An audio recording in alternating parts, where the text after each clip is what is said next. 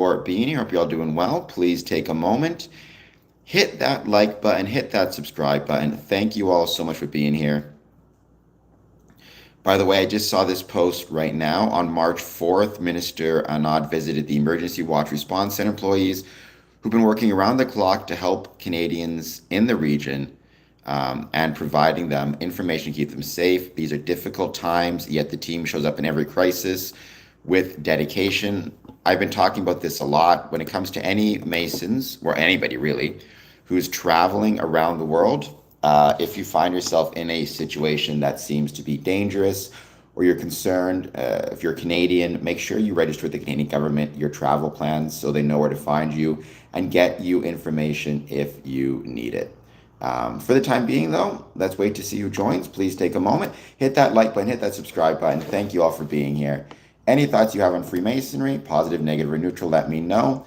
These Friday streams, excuse me, I don't have any specific topics. Rather, I just hang out, chat, talk about Freemasonry.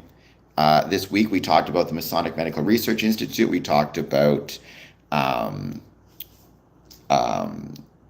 International Order of Rainbow for Girls. We talked about the Middle East conflict, the effect it may have on Freemasonry in the Middle East.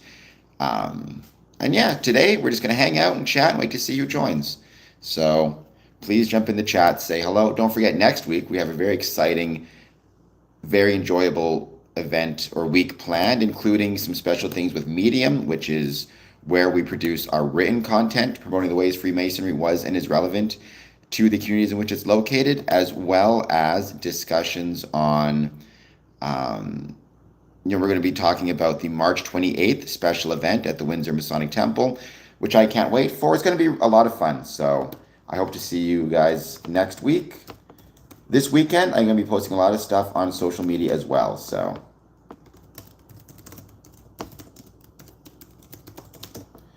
always follow Scoring Time Promotions on social media so you know where we are and what we're up to, and you learn more about Freemasonry and, once again, the ways that it was and is relevant to the communities in which it was located.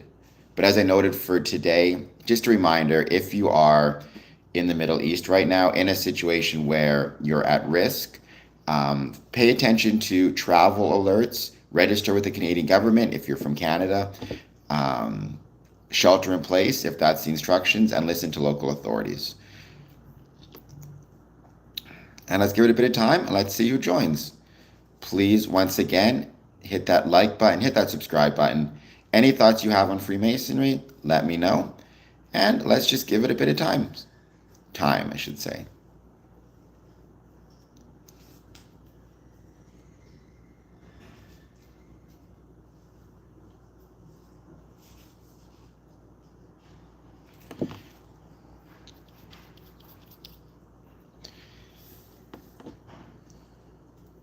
I hope everybody's having, let me just change this to all messages.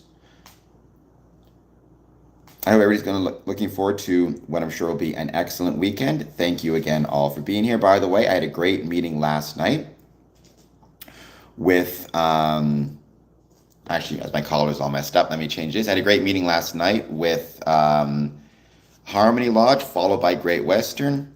It was a lot of fun to have two meetings in one night.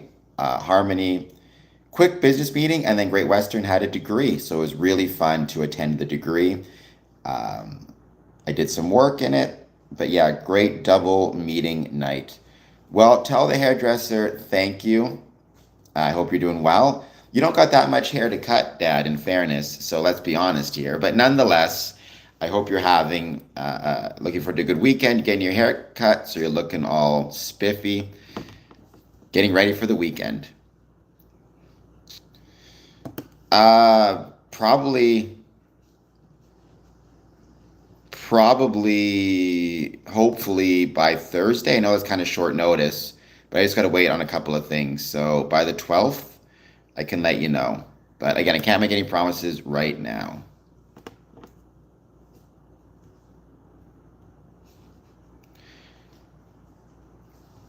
Once again, we are just, by the way, next week I've also got a busy Masonic week on Well, Monday, I've got an event that's going to help me get ready for the March 28th Community Services Fair. And then on Tuesday, official visit. Wednesday, um, official visit as well. Thursday, Friday. Well, I guess Thursday, nothing. Friday, lodge meeting. So there you go. It's going to be fun, busy couple of weeks. Or fun, busy week, I should say. All right, for the time being, let's wait to see who joins.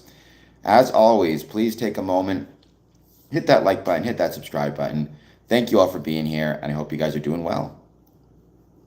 And looking forward to your weekend.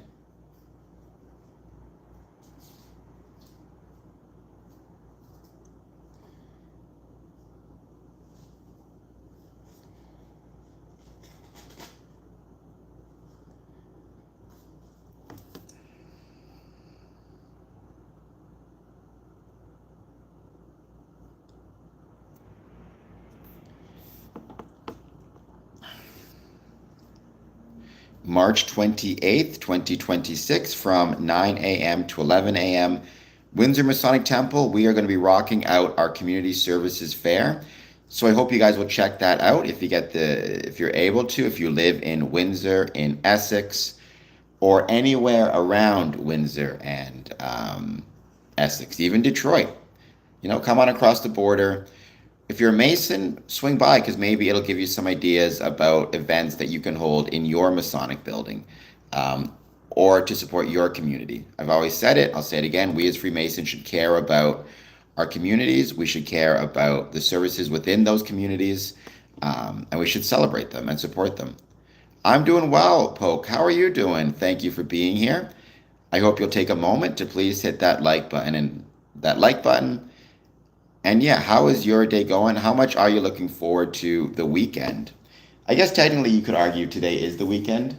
Holy fog outside too, by the way. Whether or not Friday counts as the weekend. Friday night certainly does. I'm also thinking of finally getting back to doing some stuff on my personal YouTube channel this weekend, youtube.com/@CameronAdamson. So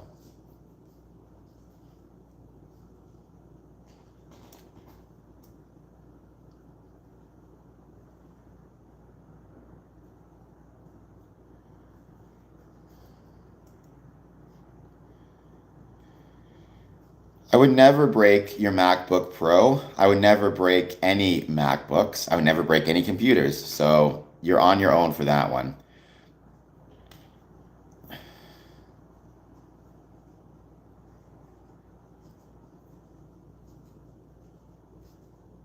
I have sadly never been to Israel. I say sadly because I am a member of a Masonic lodge there.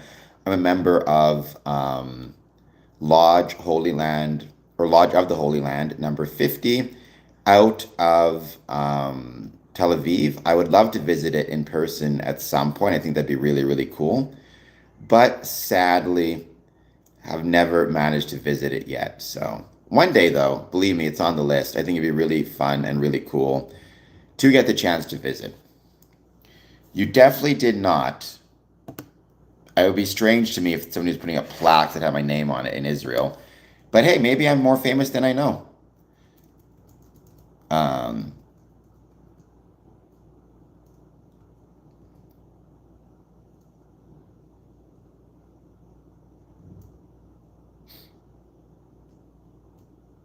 yes, it is me again. No idea what you're talking about. You're going to be very disappointed. Again, sadly, much to my chagrin, I'm not on any plaques. Although it would be really fun to be on a plaque anywhere. You're a strange person, Zabe. You're a very strange person. But no, never been on a plaque in Israel. So there you go. Yes, but there are many peoples whose name is Cameron. I'm not the exclusive one. Well, you two must like me. I think it's because I have such a handsome face, right? Because I have such a handsome face, you two must want to recommend me. Because you see the name Cameron and you assume it must be me, when Cameron is a fairly common name.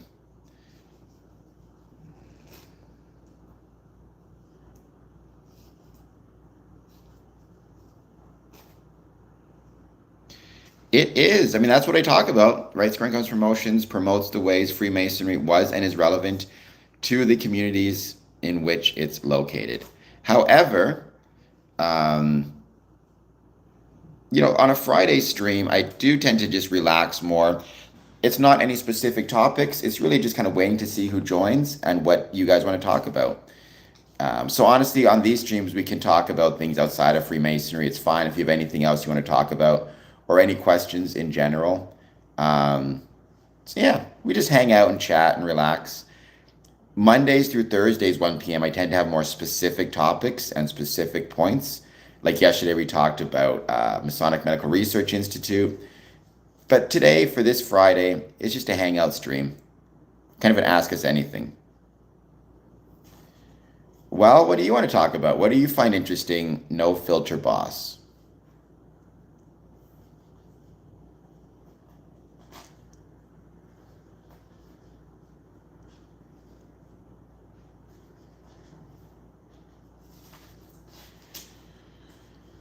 Why did the Freemasons invent the red ring of death for the Xbox and the red screen of death for the PS2?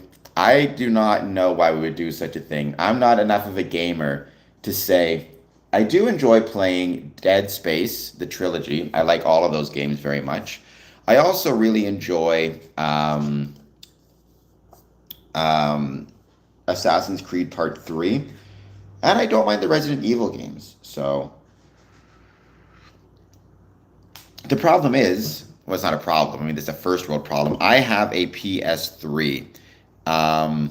And so I don't have access to the newest, like Resident Evil 9 or the Dead Space remake, which is unfortunate because they both look really good. But PS5s are expensive, that's for sure.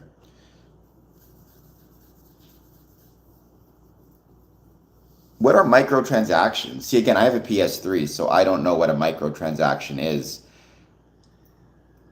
But hey, it works. I mean, you can still play Dead Space on the PS3, which is all I need. Just not the remake, sadly.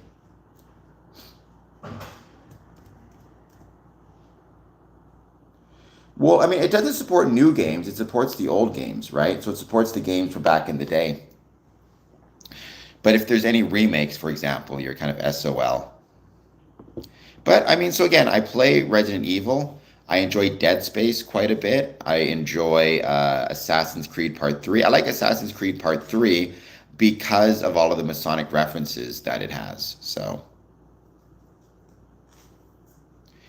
I have to pay money for my video games. Now, if you wanted to send me money through a super chat or through Patreon, I'd be much obliged.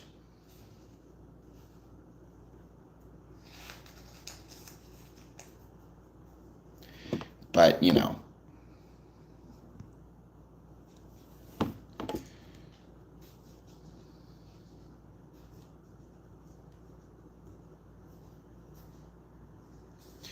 well, I feel like that might not be allowed. I feel like that might be breaking some type of rule. If nothing else, maybe breaking a manufacturer's rule. So no, let's not do that. Although I appreciate the offer very much. Let's avoid doing that if we can help it.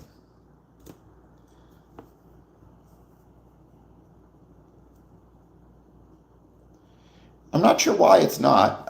Maybe, but I mean, in that case, I just appreciate you being here. I appreciate you hopefully subscribing, hitting the like button, sharing this stream with others. All of that stuff helps out big time. So I'd be much obliged for any assistance. Gorging myself on, hey, you know what, Mr. Keeps? You've earned your cheese sticks. So you enjoy them, especially because I know you're still in the process of quitting smoking. You're, 6 weeks in at this point, which is awesome. Congratulations on that. We're all proud of you. Or at least I'm proud of you, I can say. Well, I'm sure there are many ways to do things illegally, but we shouldn't do things illegally. We should do things legally, especially if you are a Freemason. So let's just keep that in mind, shall we? No, Freemasons do not plan or pre-plan any war. Those are political decisions, not Masonic decisions. I'm sure every Mason, at least I'm not polled every Mason, but I can say this Mason um, is hoping that it ends as soon as possible in Iran and with as little loss of life as possible. So I guess there you go. Take that for whatever it's worth, right? What more can kind of be said about that, right? And especially to all the Masons who may be in harm's way, either because they're serving in the military or they, live in the Middle East and are members of a Masonic lodge in, let's say, Jordan and Israel, even in Lebanon, or they have family who are in harm's way. Um, we are, or at least I can say I am thinking of all of them. I'm hoping they're doing well. Um, I'm hoping they're as safe as they possibly can be, listening to instructions, sheltering in place. Um, I'm sure that once this is all over, there will be attempts for reconstruction of in any countries where there's been violence, in any countries where there's been damage, and hopefully we can find a way to assist. Hello, the Brotherhood. How's it going? Um, Welcome back, Yo Maple. It is a big accomplishment.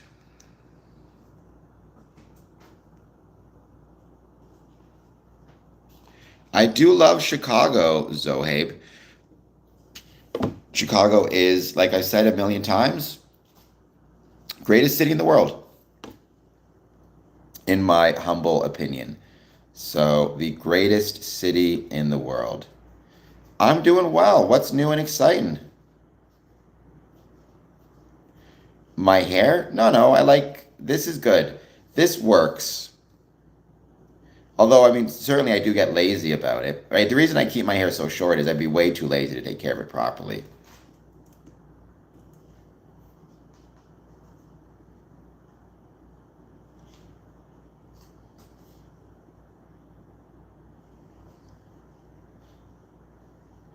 We're going to hang out, wait to see who joins. Please hit that like and subscribe button. No topics today planned, just, anything you guys want to chat about. I'm sure that many people right now are feeling the pinch of, hello, the man known as JR, are feeling the pinch of Toronto gas prices going up. In Toronto and around the world, gas prices are going up. The price of gas, this is from today, shot up another 2 cents overnight, but one energy analyst says the price isn't done climbing as the conflict in the Middle East continues. Dan McTeague, president of Canadian Affordable Energy, predicted Friday that the cost of gas in the city, currently sitting at around $1.48, will go up by 7 cents on Saturday, followed by another 3 cents on Sunday. Put this in perspective, that would make a 21-cent increase over a week, at least since Tuesday, McTeague told News Talk 10 in an interview. The price of a liter of diesel, which McTeague has described as the global workhorse due to its heavy-duty trucks and the like, has increased by 45 cents over the same period of time. It's becoming less affordable moment by moment, McTeague said. So there you go. The price of a barrel of crude, the international standard, has jumped from around US 70 to around US 90. Said this a million times, you cannot separate the condition of masonry from the conditions of the country in which it is located. That includes the economic conditions of the country. So there you go.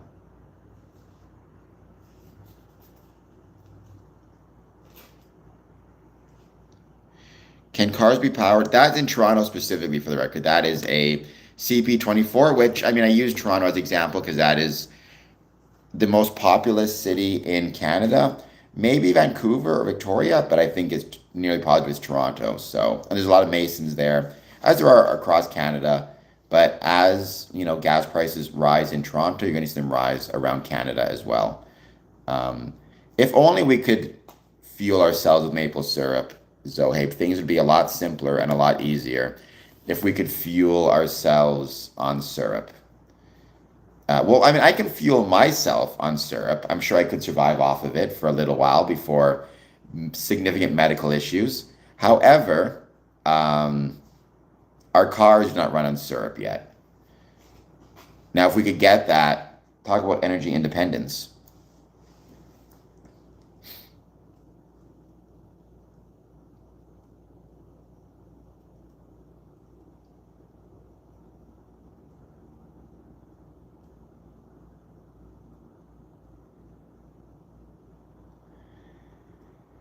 Yes, that's a good point. Just because I'm saying stuff, I'm using Canada as the example this time.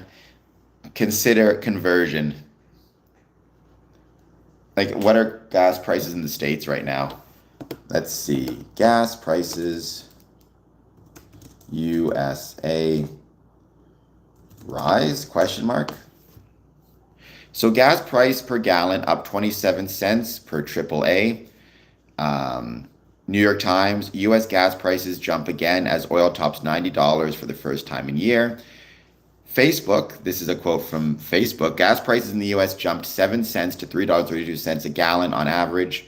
So, New York Times, US gas prices jump again as oil tops $90 for the first time in years.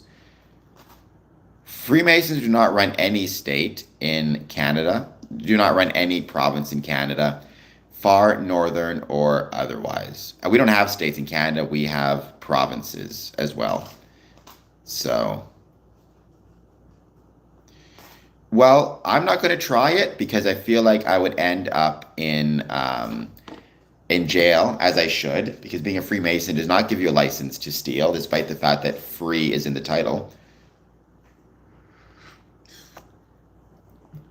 So, according to CBSNews.com, gas prices are up 26 cents since last week. Here's how much Americans around the U.S. are paying. The Iran war continues to push up prices at the pump, with U.S. consumers now paying about 26 cents more per gallon to fuel their cars than a week ago.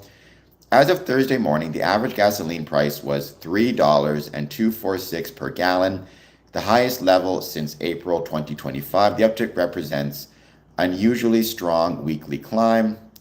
The average price per gallon is similar to data from AAA, which shows gasoline prices hovering around the same level. Diesel prices have also climbed, rising 40 cents over the last week. After sliding for months, the gas prices dipped below $3 in December to rise again as the conflict between the US and Iran intensified. Oil prices have been creeping up on the possibility of attacks. The actual attacks themselves, obviously, are a major escalation. DeHaan expects the price of gasoline to rise by another 10 to 15 cents per gallon over the next week. After that, the pace of price hikes should start to moderate. It could, however, take longer for diesel prices to cool, etc., etc. The point is, gas is getting more expensive, and as a consequence of that, again, as the economy struggles, as things get more expensive, that has an effect on Freemasonry, as much as we like to pretend it doesn't. It absolutely does have an effect. As things get more expensive, we within Freemasonry, people are going to have to start making decisions. Can they continue to afford their dues? Can they afford to make it to a lodge meeting? It's easy if you live in a city where there's public transport and, public transport may go up not by that much, or where you're able to walk or bike or whatever it is to your lodge. If you have to drive 30, 45 minutes to and from a lodge meeting, suddenly those higher gas prices start to hit the wallet a little bit. Why not Joseph? I am in a wheelchair, but many people know that. So I tell people that all the time.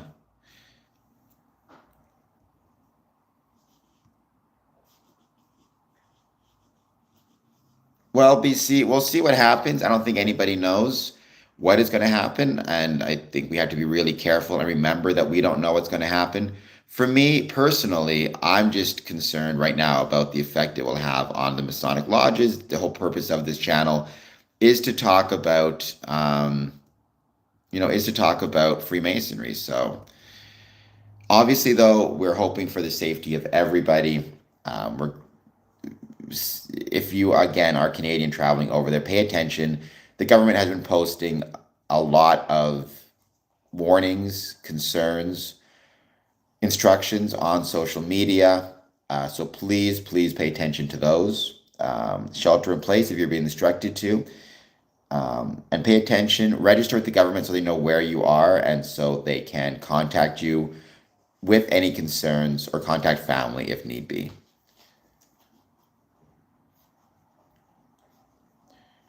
Okay, I mean, Hermeticism, there are parallels. Um, Well, not if they're just looking at me on this channel, right? You can't always see the wheelchair. Um, well, I suppose you'll have to go with the level of trust that I am, in fact, a Freemason, whether you believe me or not. But I would say I am one. I think I got enough proof thus far. I think I've even shown my dues cards on this channel before. So Harpo, how's it going? Thank you for being here. I hope you'll hit that like button. Jesse writes, I hope you'll hit that like button as well. Good evening from London. Good afternoon from Canada. Um, it is 1:30 here. How's it going? I am not. I'm trying to turn my passion for Freemasonry into a profession by creating content on social media. So if you want to help me out, please hit like, please hit subscribe. Consider doing a super chat, just 99 cents would be very, very helpful.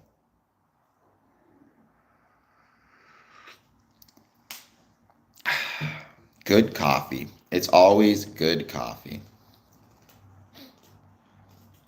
That's honestly good life lesson, Jesse writes. You do not have to justify anything. One of the biggest mistakes I think we make in life is trying to justify things, right? People will believe us or not believe us and accept us or not accept us. Trying to justify our behaviors, usually and very often, at least I have found historically and in life, trying to prepare those things is it usually makes things worse in some ways because to the people who are on your side and trust you, no justification is needed. And to the people who are not on your side and against you, no justification will ever be enough. So, well, hey, Casino Coffee's great. Thank you, Caesars Windsor, for the free coffee. This is not, advocating gambling by any means, but the coffee's good. Should we live by natural laws or societal laws? Both, presumably. I would say, Masonically speaking, the answer would be both. Well, I mean, again, the Stoic idea of happiness is to live in accordance with nature. That's one of my favorite quotes ever um, about, this idea of what it means to be happy is to live in accordance with nature. But I do think in some ways we don't have any choice but to live in accordance with natural laws, right? Societal laws, we have more choices. Natural laws, I mean, I'm never going to be able to travel faster than the speed of light. Um, I'm never going to be able to jump off a tall building and, fly through the air. I can find workarounds through technology. Like I can't fly thanks to gravity, but or I can't float away thanks to gravity, but I can build an airplane, or other people smarter than me can build airplanes.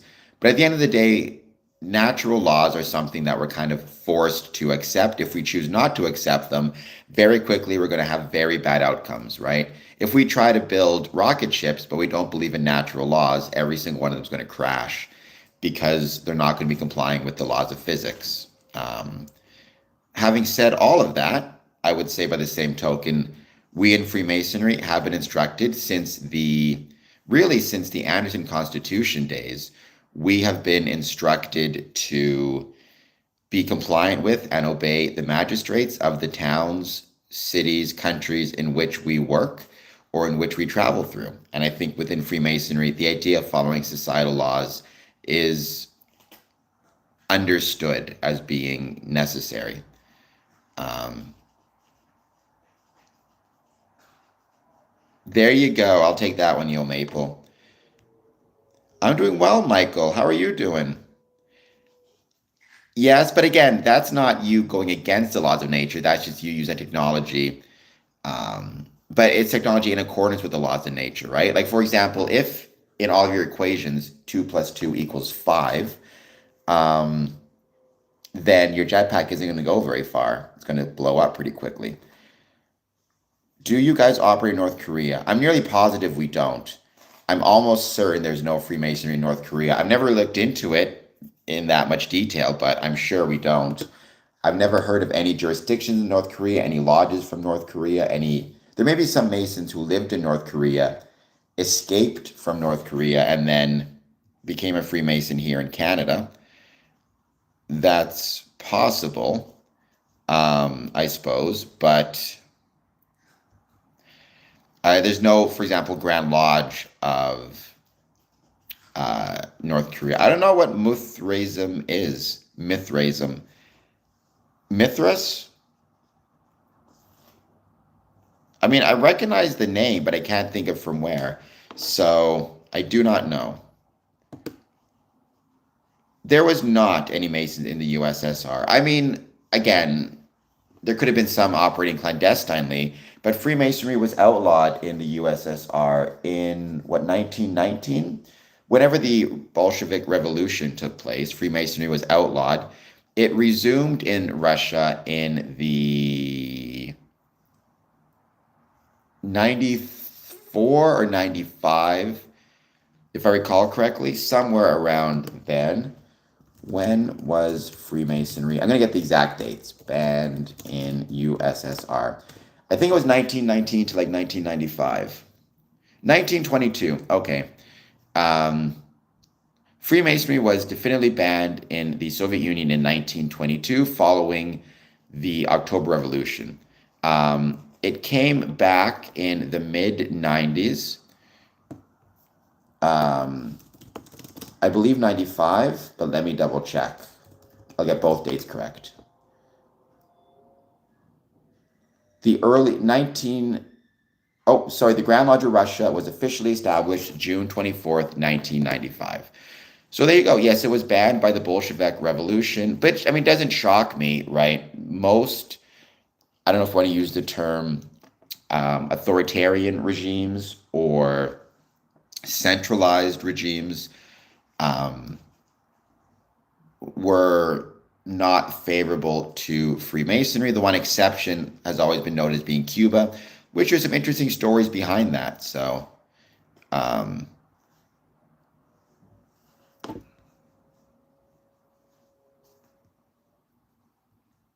yes. Hello, brother Michael Moore. Thank you for being here. Michael Neal, I mean, that's perfectly fine to worship Jesus. Again, Freemasonry is not a religion, but we have many Masons who worship Jesus. We have many Masons who worship, Sunday morning, they're in church and their focus is on their religious beliefs. And then Monday night, they're at a Masonic Lodge, for example. Good afternoon, Michael Moore. I hope you're doing well. Thank you for being here. Don't forget, March 28th, and by all means, if you have any Masonic meetings coming up, invite your Masonic brothers to join us on the 28th from 9 to 11 a.m. Could be a fun way to spend a morning, a fun Masonic road trip.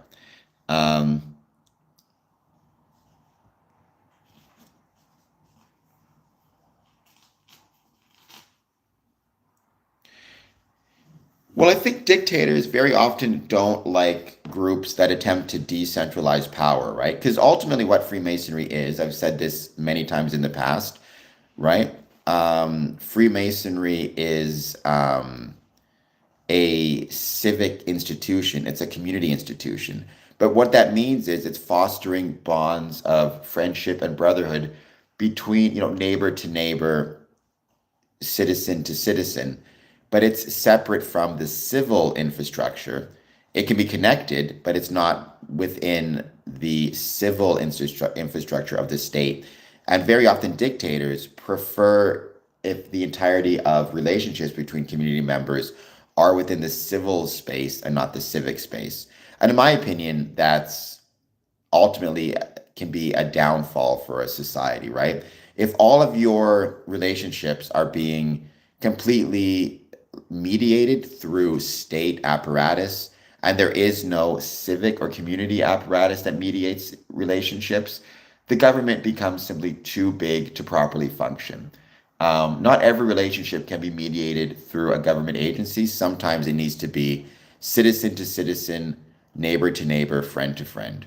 Hello, brother Courtney. How's it going? Thank you for being here. Never had a wife we watched. Why would you say stuff like that, right? What benefit does it be to just be spreading lies?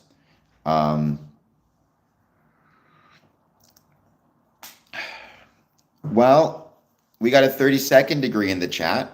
Brother Michael Moore, and he confirms what I've been saying. So keep that in mind. Um, that's one way to look at it, right? I mean, I would say there are many ways for men to build themselves into better versions of themselves. I think Freemasonry is one way. It's not the exclusive way, it's not the only way, it's one way of many.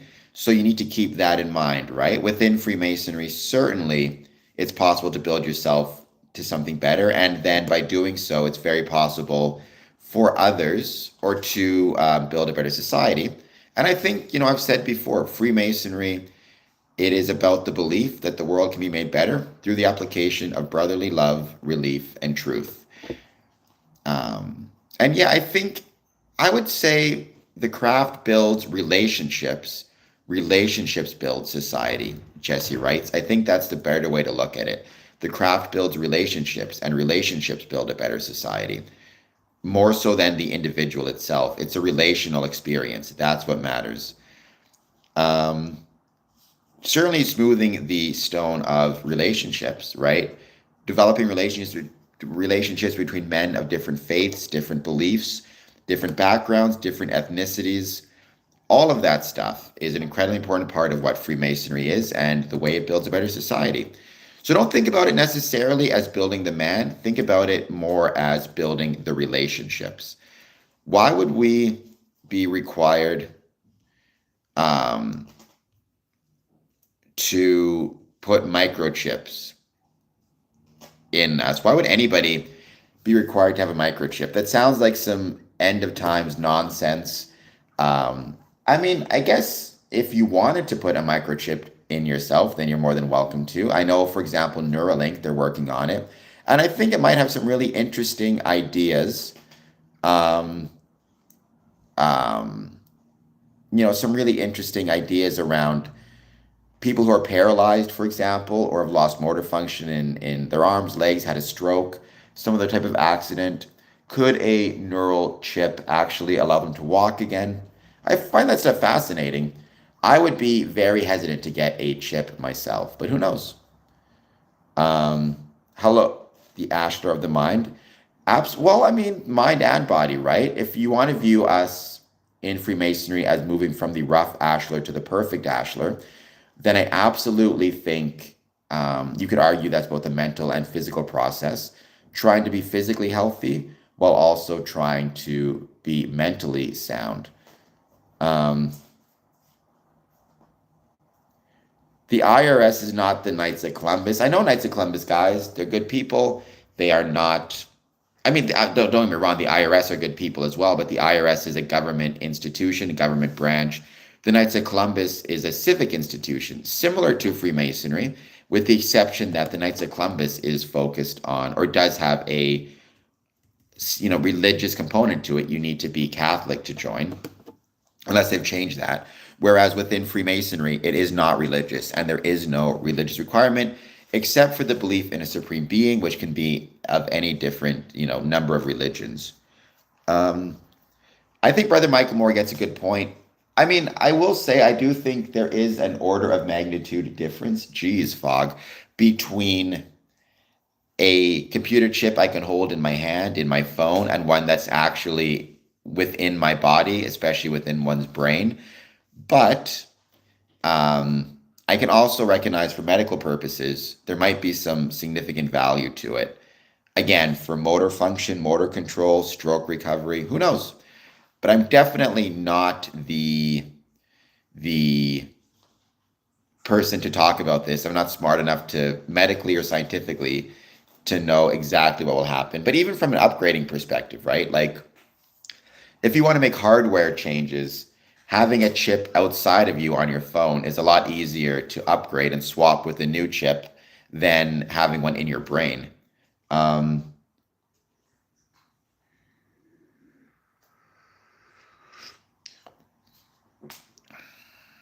Again, probably whatever the reasons are, I can see, like I said, I can imagine, again, like what happens if the chip malfunctions? You have to go in there surgically and repair it, and the surgery always carries risks with it. What happens if it malfunctions? What happens if there's an infection? I can understand why people would be wary of getting a chip in one's brain, even ignoring, for example, um,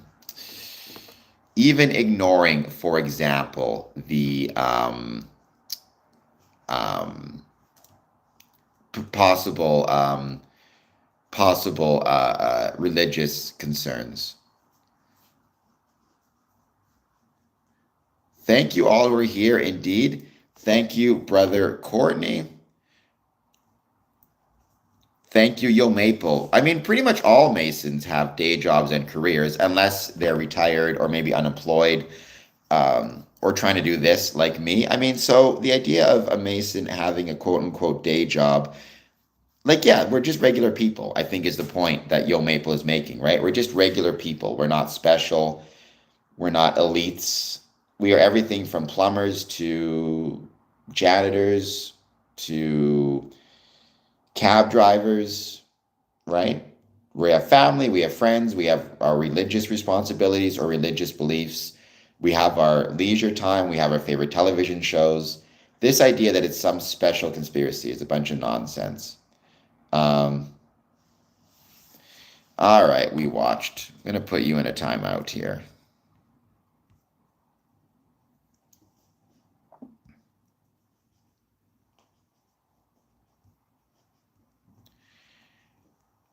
My local mechanic is a craftsman. He isn't a billionaire by any stretch of the imagination. Neither any of the other lodge members I've gotten to know. Yes, well, I wish I was a billionaire. That would be wonderful. It'd be great fun to be a billionaire. Mr. Keys, we don't talk specifically about the. Um, there you go. Brother Michael Moore. Not only is that not a real thing, but I often find myself defending all faiths to some degree. Actually, Michael Moore, to his credit, on this stream has at various times in the past defended other faiths. So, and I think Freemasonry teaches us universal tolerance. Right. Part of the problem, and again, this weird obsession with the 32nd, 33rd degree, it does get frustrating because, like, I have nothing but respect for 32nd degrees and 33rd degrees, but it's not the highest degree within Freemasonry. And it doesn't, for example, make you more of a Mason to be than, let's say, a York Rite Mason, let's say Eastern Star. I can't think of the term now. Grand Patron, I think is the term, or a shrine potentate, or a master mason, or a worshipful master, right? Constantly having this weird obsession with the 32nd and 33rd degree and judging the entirety of, Freemasonry based on a single degree is a foolish way to go. And it's not the right way to think about it. It would be kind of equivalent to, um, I don't know what a good example would be. Like being being in the armed forces in the States. So let's say you're a soldier in the United States Army and you find out that there's something you don't like about the Navy and the Navy structure. Yes, you're both part of the armed forces, whether you're in the Army or the Navy, you're both armed forces. But that doesn't mean that, one group or one thing can be used to judge the whole, right? So you need to keep that in mind. It's just a misunderstanding of what Freemasonry is, and the idea that, again, this idea that, the 33rd is the highest degree in Freemasonry. Again, the highest degree in Freemasonry is the third degree in Freemasonry. And if you want to understand what Freemasonry ultimately is, you need to focus on the first 3 degrees. That's the craft, that's the foundation, that's the place at which everything else rests. Right? If you removed the 32nd degree, 33rd degree, if you removed, let's say, consistory or knights from Freemasonry, it would be very sad. Right? It would be very sad because they're a wonderful part of the order, but Freemasonry would continue. If you removed the first 3 degrees from Freemasonry, there would be no Freemasonry at that point. It would cease to exist. right? The first 3 degrees are the foundation upon which everything else rests. So that's why I'm always pushing back against, that's why on these streams, when people say, you need to be a 33rd, you need to be a 32nd, you need to be consistory, that's why I always respond with and ask the question, why is the 33rd so important? What makes it relevant? What power, influence, control does the 33rd degree have over a craft lodge or Eastern Star or Shrine or York Rite, Um, do you feel that Masonry teaches that all religions are the same and leads you to the same result? No, I think what I can speak for myself. I can't speak for Michael Moore. I can speak for myself and say, I don't think Freemasonry teaches that all religions are the same and leads to the same result.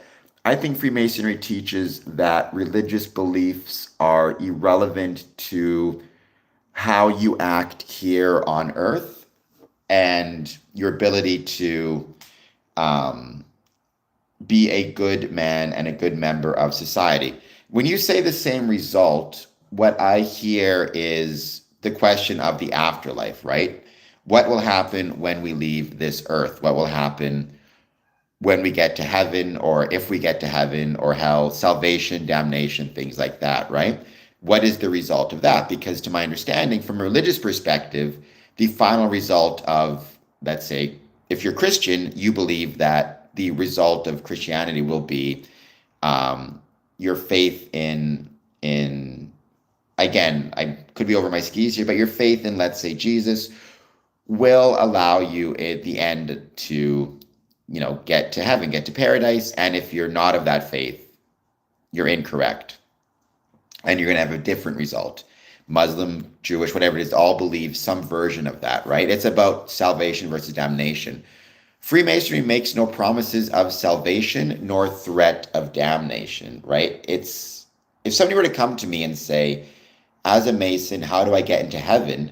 My response would be, you're asking the wrong person. If you want to know how to get to heaven, you need to talk to your religious faith group. And then whomever is correct at the end of it, I guess we'll find out when we're all said and done, right? But what Freemasonry did teach, and this goes back to the Anderson constitutions, is here on earth, you can be a good neighbor to me and be a Muslim or be a Christian or be Jewish. You can be a good friend to me and be Hindu and be Sikh, or even kind of what many would consider to be atheist. Like most people would consider me an atheist, although I believe in a supreme being. My belief is the rational nature of the universe. You can be a good craftsman, a good stonemason, a good professional, and be First Nations or Indigenous or Catholic or Protestant. You can be a good servant of the country in which you live and be Muslim, Jewish, right? You can be whatever faith it is you are and still be my brother and a good brother to me and somebody I love and respect, and be a good Mason to me, right? And that goes back to the Anderson Constitution, where they talk about, like, we as stonemasons, when we were stonemasons and had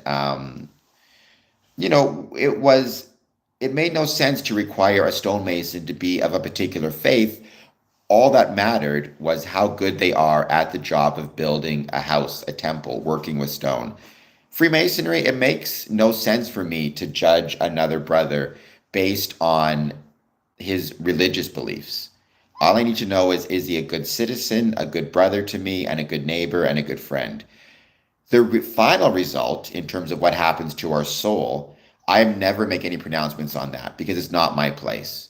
It could very well be that there's one particular religious faith that is correct and the rest are incorrect, and I guess I'll find that out when I leave this life. It's not my place to say. But I can say here on earth, I've known good men and good brothers of all different faiths, and women for that matter, of all different faiths and beliefs. So it would make no sense for me as a Mason to judge somebody else based on what they believe. The final result, from an eternal soul perspective, I can't say. Does that make sense, Brother Michael Moore, what I said? Let me know if that made sense. Um, Mr. Keeps, I hope I answered your question well. So, same result in a spiritual sense? No, absolutely not. Same equality under the government and under the community and as a neighbor and a friend and a brother? Yes. You can be a good neighbor, you can be a good citizen, you can be a good brother, you can be a good friend, you can be a good craftsman, you can be a good professional, and be Christian, Muslim, Jewish, Hindu, Sikh, Catholic, Protestant, First Nations. Um,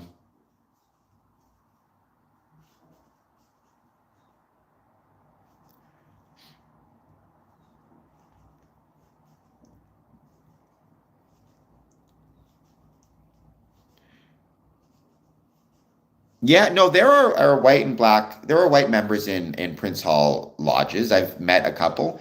I mean, think Prince Hall is a wonderful part of the Masonic family. I've talked about them in the past and given some information about them, and their basic history. I'm always getting the dates wrong. So whenever I give a date, I feel like I'm always off by a year or two. Even on even on today's stream, right? When they asked me about when Russia outlawed Freemasonry or the USSR. I got the date wrong. I think it's in 1917. It was 1922 after the Bolshevik Revolution, um, and came back in 1995. But yeah, no, Prince Hall is an awesome part of the craft. If I recall correctly, I'm going to get this wrong.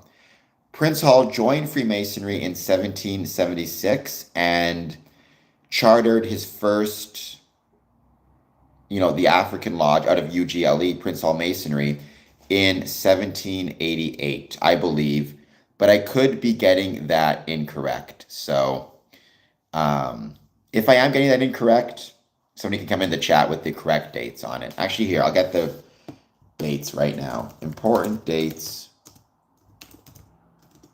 Prince Hall, Freemasonry.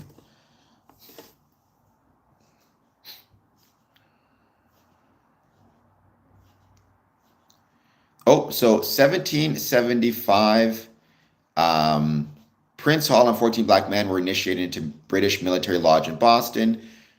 July 3rd, African Lodge number 1 was organized for following activities. 1784, Premier Grand Lodge of England granted a charter to African Lodge.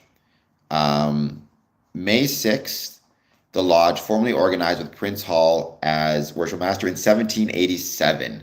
So it was off by a year. 1787 is when the lodge was formally organized. So, yeah, so Brother Michael Moore, what I said made sense to you in terms of the idea of Freemasonry and religion.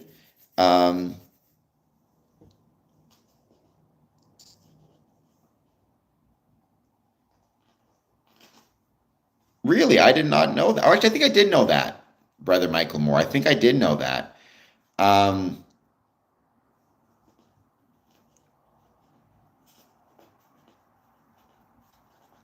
well, King Charles is your monarch. No, he's not the Grand Master of the Grand Lodge of United Kingdom, UGLE. That is, let me see if I can actually get the proper name because I always forget what it is. Prince Edward, Duke of Kent. He is the Grand Master of the Grand Lodge of UGLE. He's actually the longest serving Grand Master in the organization's history. He became the Grand Master in June 14th, 1967.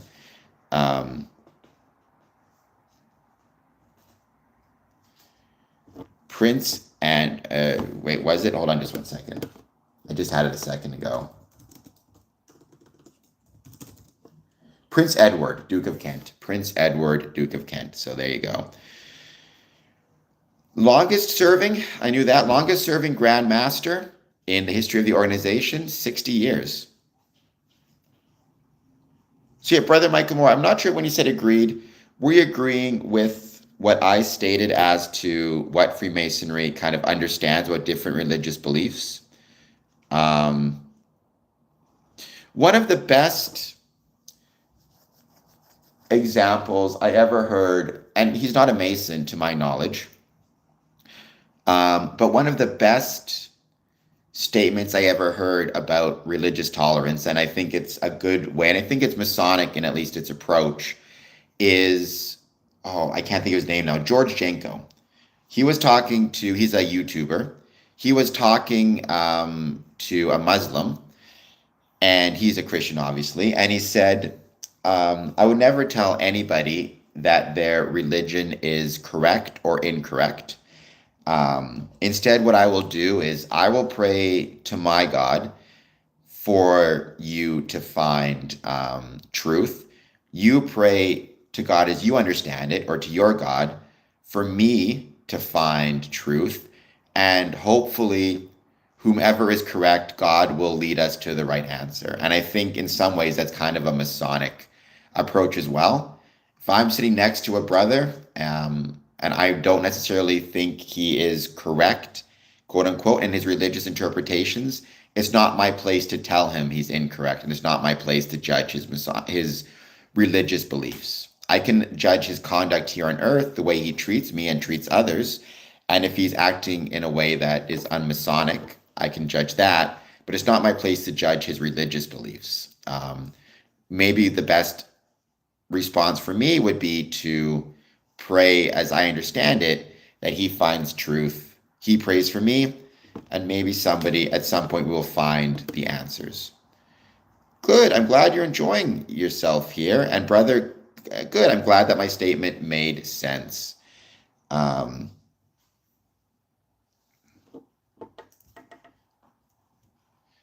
And yeah, I've said before, this idea of trampling the what's it called? I was going to call it the Pope hat, but that's not the right term. Trampling whatever it is, I've never heard of that. I mean, I've heard of it. I've heard people say it. I've never seen any indication that it's the case. No one in any of degrees has ever indicated to me that that's the case. I'm not of that degree. But to my understanding, it's not actually done or practiced, at least anywhere that I've heard of. So there you go. Thank you very much. I try to be stylish.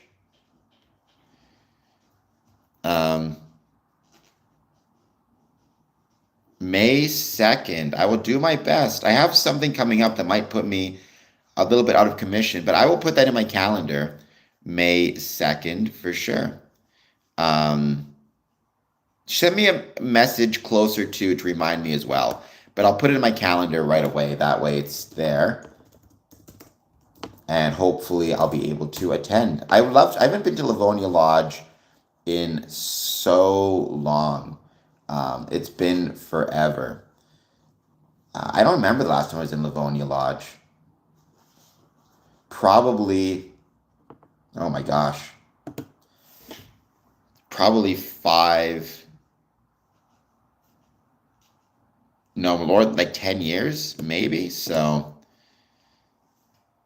I'd love to get back there.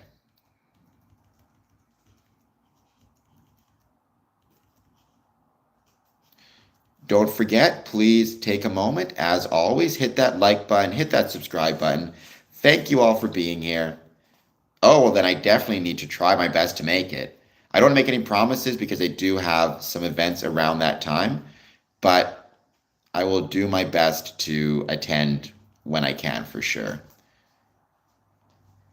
Oh, just 1.5 years? Wow, it's way sooner than I thought in that case. I thought it's been a lot longer.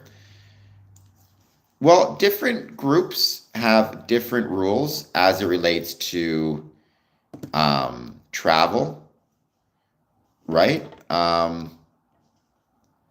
So talk to your worshipful master, and maybe he'll give you some dispensations to travel to visit other locations. The best thing to do, though, as an EA, whenever you're traveling, honestly, it's not even the worst thing for an adult, but for a Master Mason, excuse me. Every Freemason is an adult, but it's not the worst thing for a Master Mason. Take a few moments to talk to your secretary and your treasurer and your worshipful master before you are traveling, right? From your secretary, make sure that they have recognition where you're going, and make sure that the secretary writes you a letter of introduction, which they can send ahead via email or just give you a copy of to take with you. Also, your treasurer to make sure your dues are paid and up to date, because you don't want to be traveling if you're owing dues, and to your worshipful master to let him know you're going, and perhaps that you will be bringing fraternal greetings from your Masonic lodge and from the worshipful master to the lodge at which you're attending.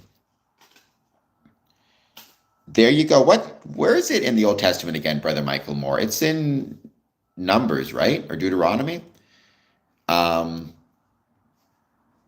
I mean, again, those pillars, part of it is you need to keep in mind they represent architecture in a Masonic context, right? Architecture is incredibly important, an incredibly important part of Freemasonry, including architectural orders. So any famous, whether apocryphal or not, who knows, um, examples of stone masonry and architecture, whether it be pillars or pyramids, are incredibly important and incredibly valuable.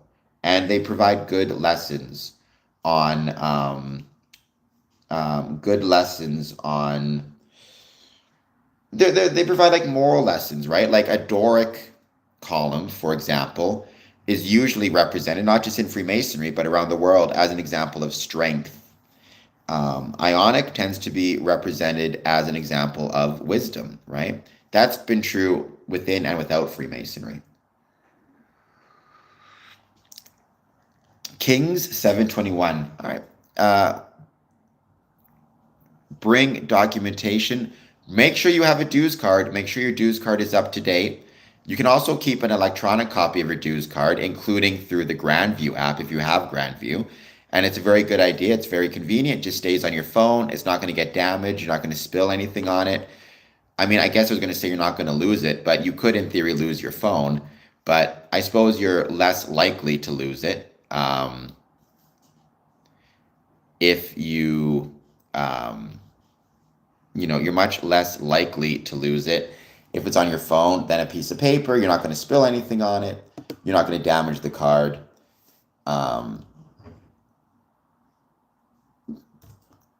Cameron, John, right, Jesse? Like, you're just going to call them by their names, or Mr. or Sir, or however you want, I suppose. Right? The idea of like Mason isn't a societal title, right? It's not like it's not a title that is relevant outside of a Masonic lodge or outside of Masons. So as we're just hanging out in the world, we are whatever we are. So if it's a doctor you're going to see and he's a Mason, you would still call him doctor, right? Mason it's a designation of membership. And yes, I'll call a fellow Mason a brother, but that's because I'm a Mason as well. There's no special Masonic address. Hey, you would be perfectly fine, right? There'd be no issue with that as well.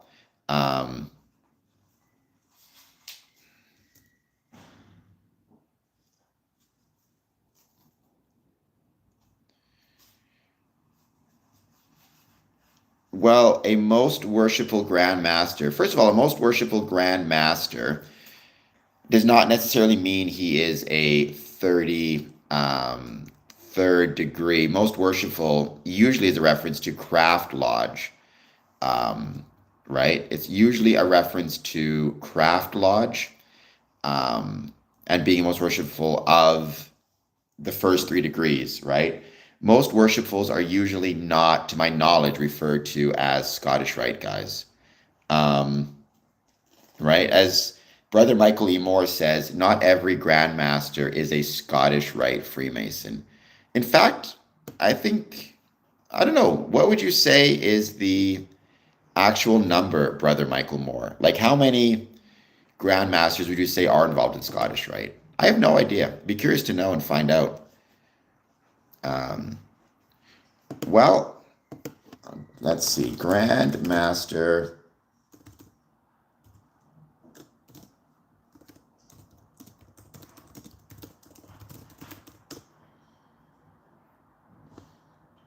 Um,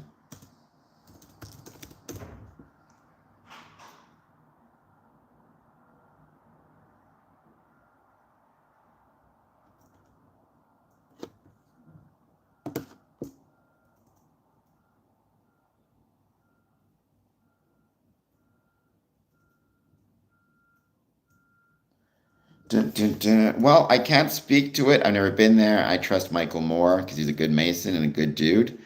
Um, I'm trying to see if I can find this fella. Um,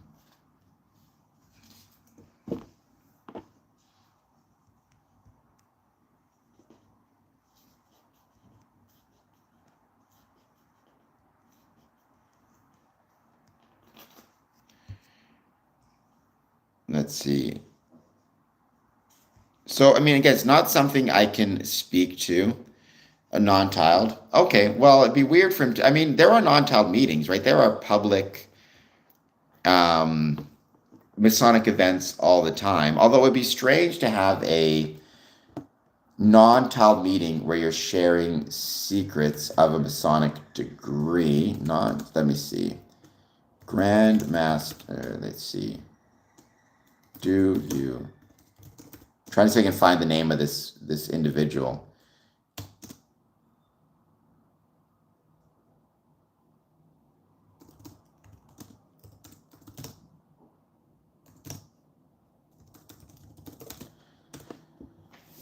Demons are all the same. Well, there we go.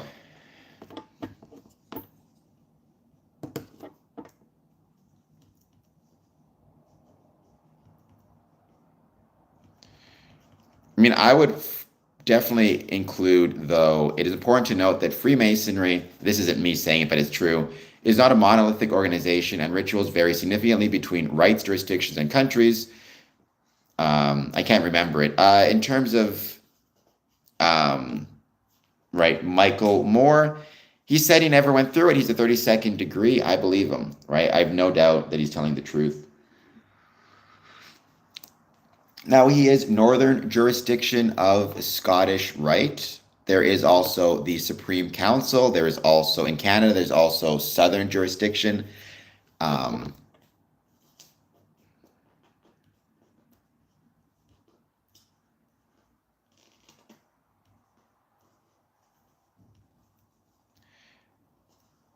but, I mean, I'll look him up and see it.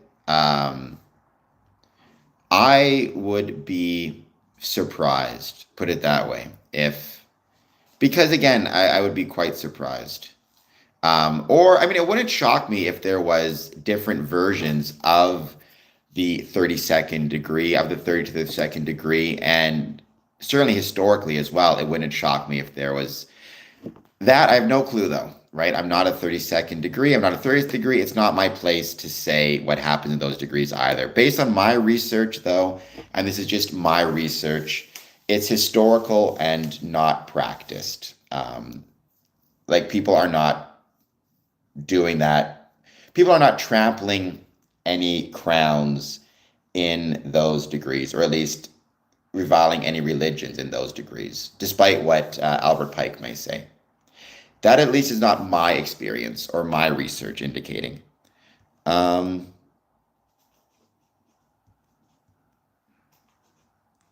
there's also Northern and Southern Prince Hall Scottish Rite as well. So there is a lot of different um, Scottish Rite jurisdictions.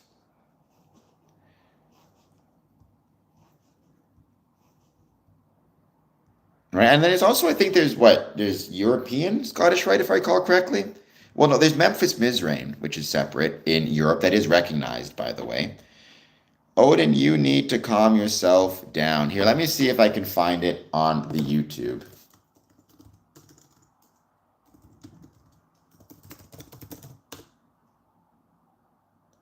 Yeah, I'm not sure what Genesis 3:22 says. Again, I'm not a religious expert, so you need to keep that in mind. I read the Bible a long time ago, right? A long time ago. And so I'm not going to pretend like I'm nearly an expert on it. Um,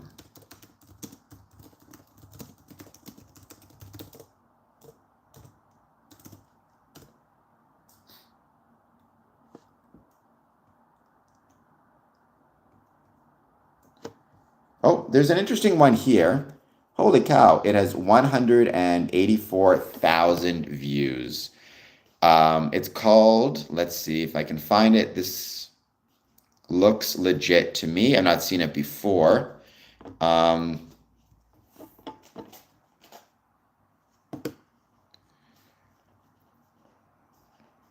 I'm trying to get this guy's name.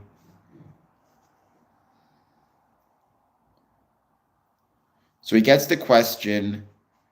So it's from the Scottish Rite of Freemasonry, Southern Jurisdiction, United States of America, which is a legit organization and a legit group. What is the 33rd degree?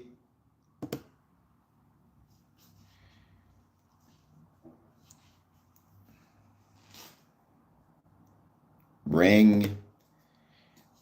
One of the questions, do you have to drink blood to be a 33rd degree Freemason?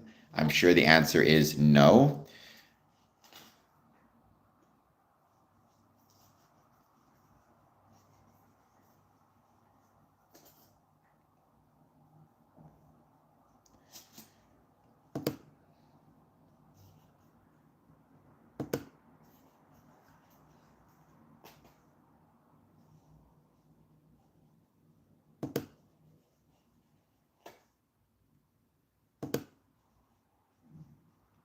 Dun, dun, dun. I'm just looking through this thing here. Well, I mean, we don't want the placenta. Odin, you have to calm down a little bit. I'm going to put you in a timeout.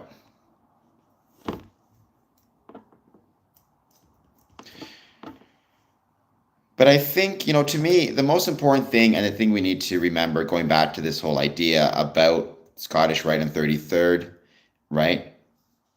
Um, but hopefully not real blood. I've never drank real blood.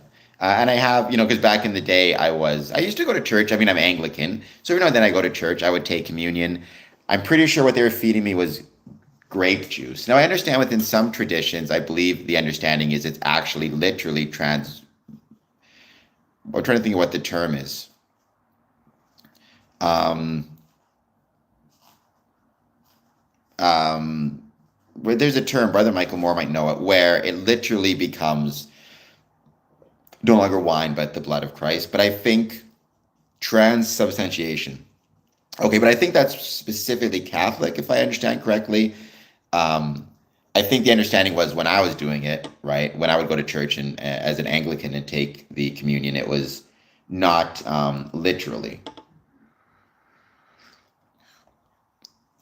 But again, I think going back to this idea of the 30th to 32nd degree, 33rd degree, again, this idea that you can judge Freemasonry or a single degree defines what Freemasonry is, that does bother me as well. Not speaking anything specific within a degree of any sort. One thing that really does bother me is this idea of right, like if you're a potentate of the shrine, you are just as important, right? Just as relevant, just as high up as a 33rd degree Mason.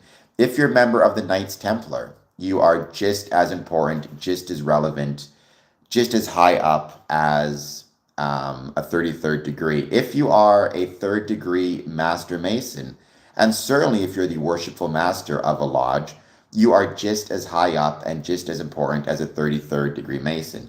If you are a patriarch of the Eastern Star, you're just as important. For that matter, if you're part of D Mole and you are, I think, a rainbow, and I believe it's called chapter dads. What's the term again, Brother Michael Moore, for somebody like a Mason who is responsible for a D Mole or rainbow order? I can't remember what it's called now. But the point is, right, we need to keep in mind that Freemasonry it's not hierarchical in this sense of the 33rd degrees are the most important or are the highest up. Rather, Freemasonry, however you choose to pursue it, whatever way you choose to go with it, whatever offices you choose to take, so long as you dedicate yourself to it, right, you are as high as a Freemason and as, have the highest rank in Freemasonry as anybody else. Chapter advisor, assembly advisor. Okay. And that's something that needs to be kept in mind, right? You know, if a really great example of that, and this was from a friend of mine who's a Mason, but he joined the York Rite. I really liked something he said once, because somebody brought up on this stream, and he was part of it. Um, something Albert Pike said, and somebody else responded, or he responded, excuse me. Well, I don't give a shit what Albert Pike says. I'm York Rite, right? And that's kind of the point. You can always pick and choose within Freemasonry things you like, things you don't like. That's not the way to do it. If you're a Freemason, find what you care about, find what you're passionate about within Freemasonry and pursue that. And if it's a York Rite, that's awesome. If it's the Scottish Rite, that's awesome. If it's Eastern Star, that's awesome. If it's the youth groups, that's awesome as well. Well, Jacob's Ladder, again, I believe that's part of scripture, if I recall correctly. But it's a metaphor, right? Even this idea of it's not necessarily and inherently that going up is always literally a good thing and going down is always literally a bad thing. Rather, metaphorically, ascending is represented as good and descending is represented as bad. But that's just a matter of perspective, right? The point is it's about gaining knowledge, gaining wisdom, gaining charitable appreciation for people and for things, and a charitable heart. Charitable, not just with money, but charitable with time, with forgiveness, with patience, with perspectives. I mean, by all means, Mr. Keeps, again, I never do this stream with the hope that anybody joins Freemasonry. It's a personal decision and everybody should decide for themselves. Having said that, a little bit of me does hope that Mr. Keeps joins Freemasonry and does hope that he joins the York Rite, which for a lot of, like I said, for a lot of Masons, that is that is their passion.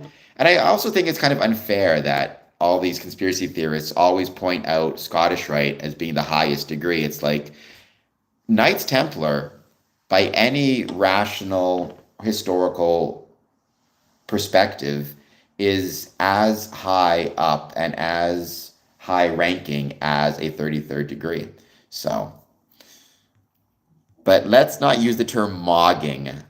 Such a silly word. It's all this look maxing stuff. Drives me crazy. I suppose though I could use looks maxing because I look so ugly. So I could use some clavicular stuff, I'm sure. I'm kidding. That's not a endorsement of clavicular. Nobody should listen to him. Do not hit yourself in the face with a hammer, please. I'm saying that right now. Do not. Honestly, the supernatural stuff within Freemasonry, I've said this before on the stream. People know I don't believe in the supernatural. I will say though, certainly, especially around Halloween time, there can be a lot of, financial benefits or what's the word? Like PR relationship from leaning into Halloween and the supernatural, like Johnstown Masonic Temple in Johnstown, Pennsylvania is a great example of that. Every year they host a supernatural fair and expo, brings people in from around the world, certainly from around the country.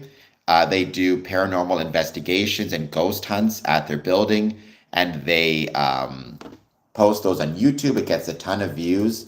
It brings a ton of advertisement to the building, a ton of rentals. During the paranormal fair, you absolutely see the building just packed to the gills, which I love to see.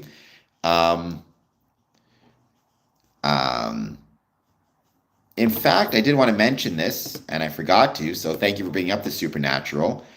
Because congratulations to the Johnstown Masonic Event and Conference Center, which is presently on the cover of the Pennsylvania State Historical Report because they are a designated historical building. But yeah, look, in your Masonic building, especially on Halloween, consider doing ghost tours, ghost hunts, paranormal expos. Create a haunted building and bring people through. They do that in not just Johnstown, but in Norfolk, Virginia. Every year, they turn their Masonic building into a haunted house. We've done that in Windsor on a few occasions. It's a really great idea. It's a really great way to bring advertisement, to bring knowledge about, and potentially a source of revenue. I mean, the historic Masonic Temple in Bay City does it every year. It's really fun stuff and really cool stuff. I've done three thus far. I've done three paranormal investigations at the Windsor Masonic Temple. We stayed the entire night. All of them were a lot of fun. They were exhausting because remember, one of them we did from a Thursday to a Friday night. Sorry, Thursday evening to Friday morning. And then I still had to go to work that day, but it was fun nonetheless.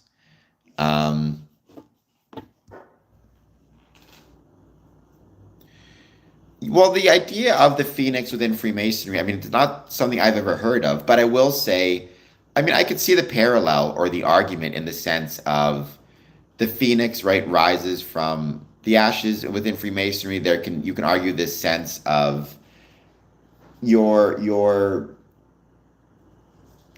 I don't know, because Freemasonry never really changed me that like free like I think maybe there's an argument of within Freemasonry, you metaphorically go through a trial. I don't mean like a legal trial. I mean like metaphorically like a struggle. Um, if you want to look at or a journey, maybe might be the better term. If you want to look through the degrees as a journey. Um, and through this journey, um, you come out the other side of it somewhat changed, somewhat stronger, somewhat better, somewhat um, maybe better than you were before. I think you could make that as an argument for sure. Um, so maybe there's a parallel there, right? The idea of going through a journey and coming out of it on the other side stronger or in some ways made better by the journey. That is, you could argue, a parallel to the story of the phoenix rising from the ashes. Um, so I have, so I've done a couple of scavenger hunts, and I'd be really fun to do some more of those as well. I think that'd be awesome. Like when I first became a worshipful master, one thing that I did is organize for all the members a Masonic scavenger hunt where I gave them all a list of things to do within the year. Like take a picture in front of, you'll take a picture in each room in the Masonic building, as well as ask them a series of questions they had to find the answer to. It was based on things hanging on the walls of the building, and whoever got the most correct, or if you got all of the answers correct and you did all of the things within the scavenger hunt within my term, at the end of the year, I would give them a prize. And I've also done scavenger hunts around the city of Windsor, asking people to find all of the different Masonic items within Windsor. So, but that's always been a good idea. I've always thought it could be really fun, which is, if you are, um, um, if you are a worshipful master of a Masonic lodge, one thing you can do is, again, at the first meeting of the year, create a scavenger hunt. Print out on a piece of paper, let's say 20 questions or tasks that people need to complete within your year. It can be about masonry in your building. It can be about masonry in your city. And sometimes it can be, like I said, take a picture in every room of the Masonic building in which you meet answer questions based on information that's visible within the building. Like, what is the name of the brother who is hanging in the picture is hanging in the north wall of the red room or whatever it is? And then, um, whoever completes them and gives them to you before your term is over, they can get a prize of some sort. Um,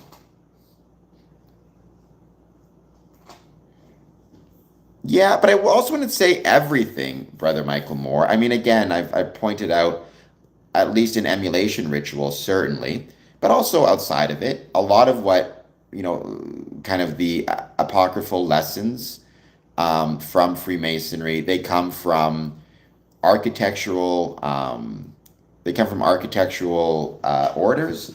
They come from Stoic philosophy, Enlightenment era philosophy, Stone Masonic guilds, obviously. They also come, for that matter, from Egyptian mysticism. So it comes from a variety of different areas, not just the volumes of the sacred law. But that is one of, certainly a very common source of Masonic ethics, if you will.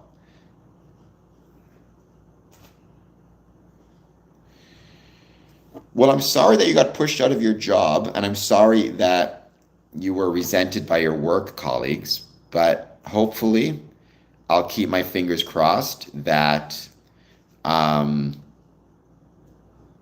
you're able to find a new job and new work where don't feel resented, I suppose.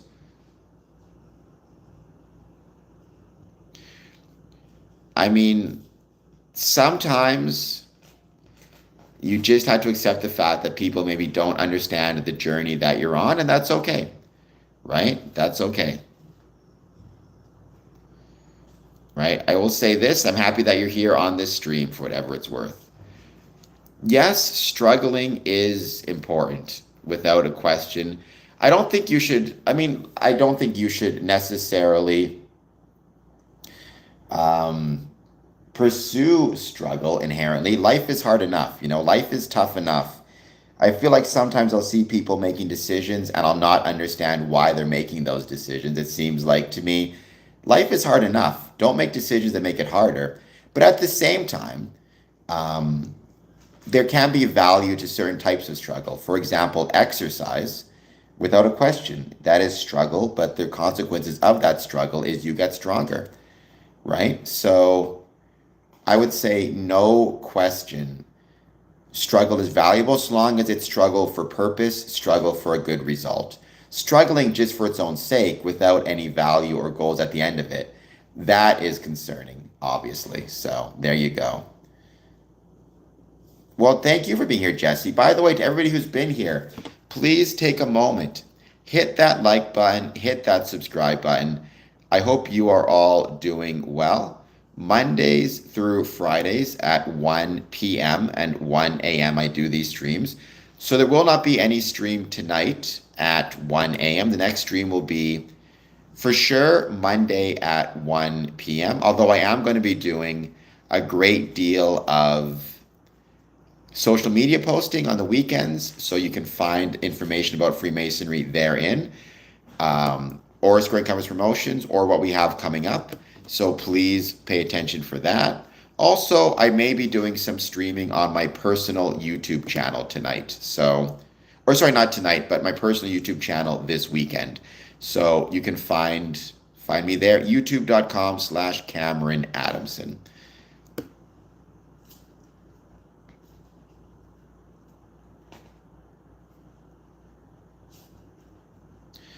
I mean, setting boundaries and expecting people to follow your boundaries is completely acceptable and understandable, obviously. And if they don't, then you have decisions to make about how you're going to proceed.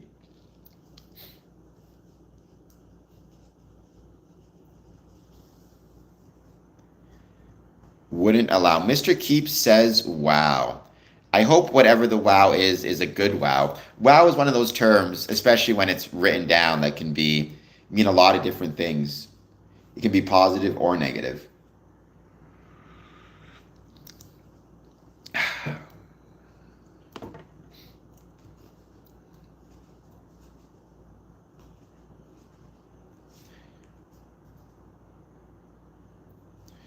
Well, working hard is always going to be acceptable behavior.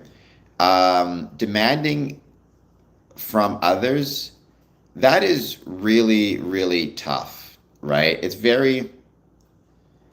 That's right. No stream tonight, stream ending soon, probably about half an hour or so.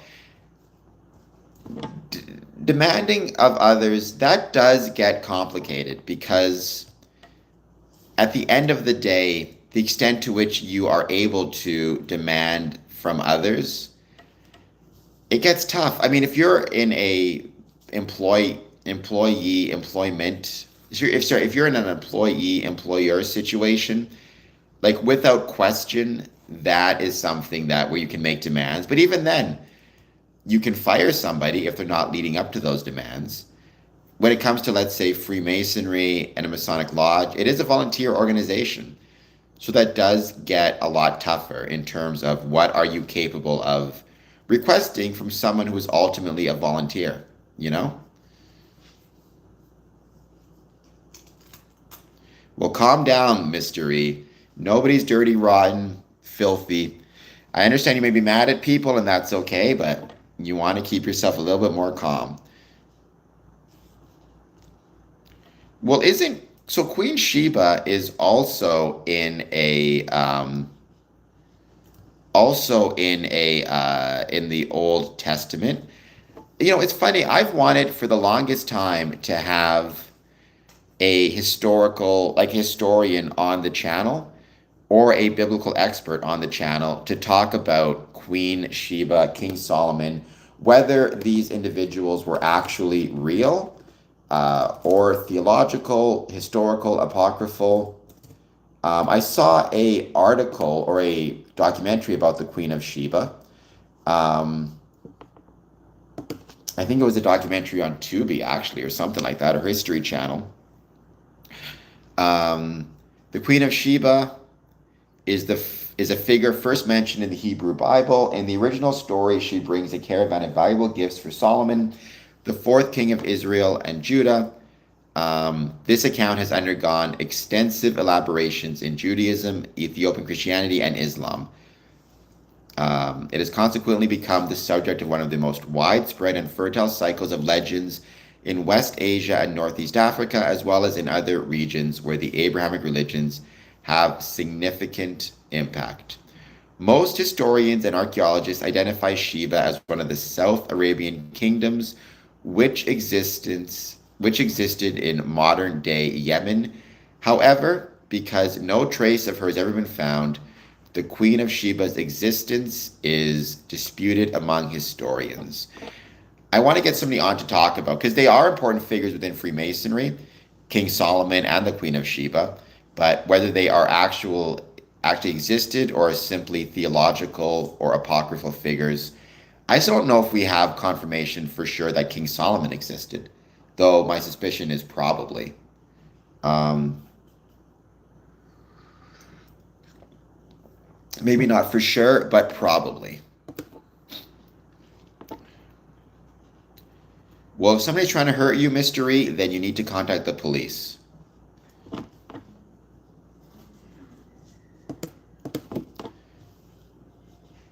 Right? If somebody's trying to hurt you, I don't care if they're Masons, not Masons, whatever it is, you need to talk about the police. You need to call the police, excuse me.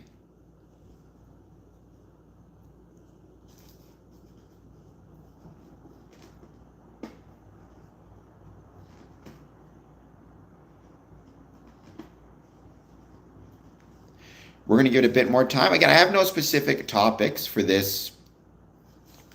I have no topics for this stream today. It's just a hangout stream. Wait to see who joins. Any thoughts you have on Freemasonry, positive, negative, or neutral? I'd love to hear them.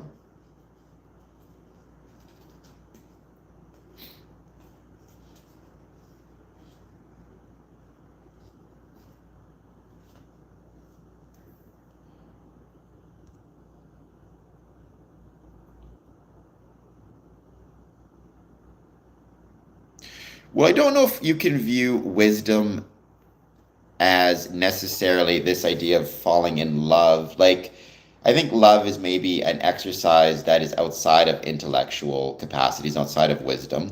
Although I do think sometimes that can be used, unfortunately, as a bit too much of an excuse, if that makes sense. Like this whole argument of like the heart wants what the heart wants. You can still be wise in your pursuit of relationships and wise in the way that you try to follow others or your emotions, I would argue.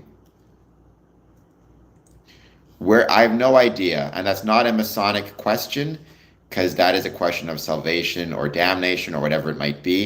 If you want to know where you go when you die, I would suggest speaking to your religious leadership.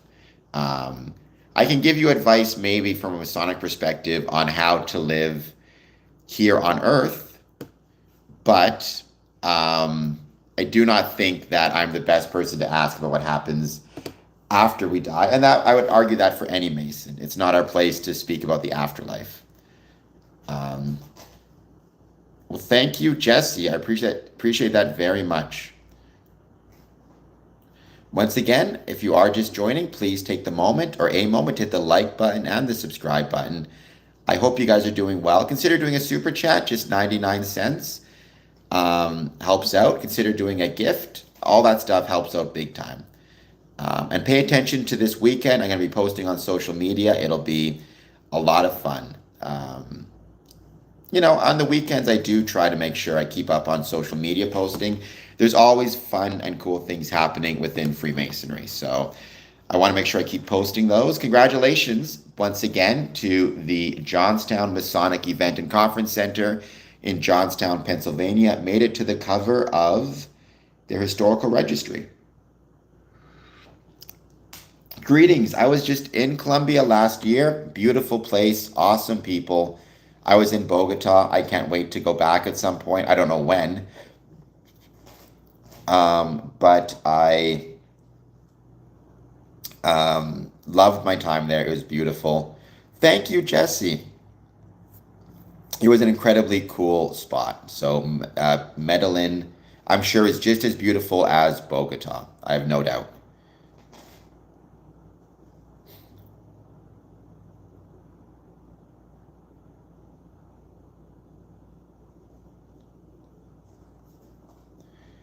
We're going to give it a bit more time. Please take a moment, hit the like button, hit the subscribe button, and thank you all for joining. Next week, I'm not sure yet. I have a couple ideas for things I want to discuss. I'm going to be receiving some correspondence, which I'm holding off right now, but I want to discuss for sure. So,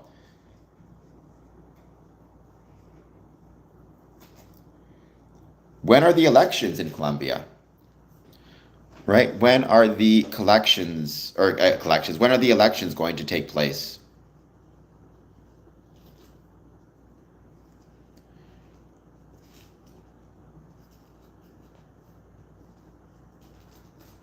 And I'd love to visit Medellin as well. Like I said, I've heard it's beautiful.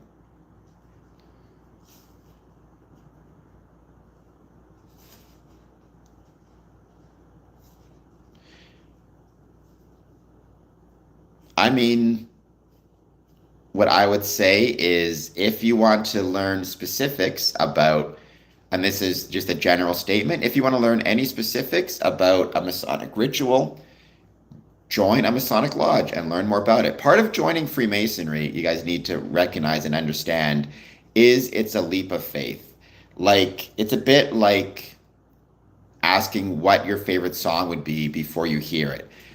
You apply to join a Masonic lodge, you learn more about the Masonic brothers and their, think about it like a movie. That's a better way to put it. I don't want to give away spoilers for a movie and speak too much about it because I don't think that that's a helpful thing to one's Masonic journey. I also don't think that's a helpful thing for Freemasonry. So, in the same way, I don't want to give spoilers to a movie because I don't think that's helpful for the movie or for the people going to see the movie. So I can talk to you about, for example, the genre of the movie. I can talk to you about the actors in the movie. But at the end of the day, if you want to join Freemasonry, if you want to go see the movie, you're taking a leap of faith. You're choosing to spend a couple bucks and some of your time to go see a movie without having it spoiled because you want to enjoy it more. But there is that leap of faith. There is a chance you're taking. Freemasonry is the same way. I'll speak, in generalities, but when it comes to specific Masonic rituals or specific Masonic ceremonies, you have to choose to join, and you should choose to join without too many spoilers. And take that leap of faith. Again, get to know the brothers in the lodge before you join. Learn more about them. Learn more about, for example, that you'll enjoy them, ask them questions, but understand that part of joining in Freemasonry is a leap of faith, and requiring too much or requesting for too much information about it is going to ruin the experience for you when you try to join. I mean, it's why, for example, I'm happy to say Solomon is an important figure within Freemasonry. Sheba is an important figure within Freemasonry. How they're important or why they're important, or how they factor into ceremonies within Freemasonry, that I'm not going to say. For that, you're going to have to join and find out.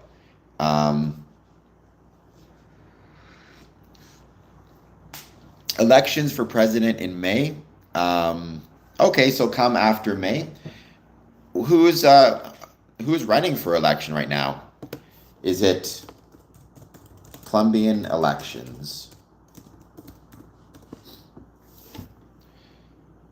So presidential elections are scheduled to be held in Colombia May 31st, 2026. Incumbent President Gustavo Petro is constitutionally barred from seeking a consecutive second term. Wow, so you guys have a single term. There are many intelligent people within Freemasonry. There are many creative people within Freemasonry. I always suggest that if you have creative people within Freemasonry, try to show them off. So, for example, if you have a Mason who's a painter, offer to display his paintings in and around the Masonic Temple so brethren can see them and learn more about them, right? I think that would be a very cool idea. So let's see who's running right now. I'm curious.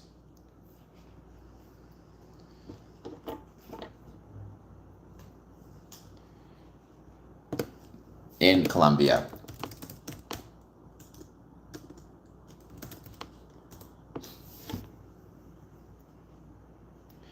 Right, and I'm not a bright fella. Brother Michael Moore is much smarter than me.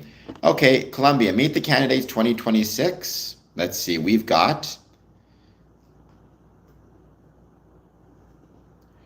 Ivan Cepeda, I hope I'm pronouncing it correctly, or Alvin Cepeda, Abelardo de la Espriella, and Sergio Fajardo. So those are the three candidates.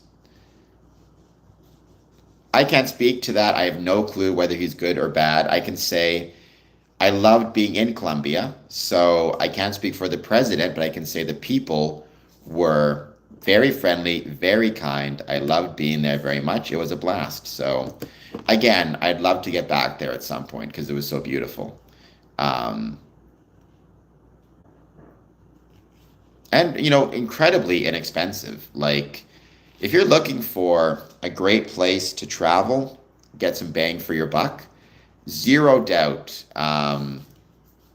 like Colombia is very affordable. Again, very beautiful and incredible masonry as well. Like, I posted on my channel a video of the roof of a Masonic Lodge building in Colombia, which is painted with a whole bunch of stars and planets.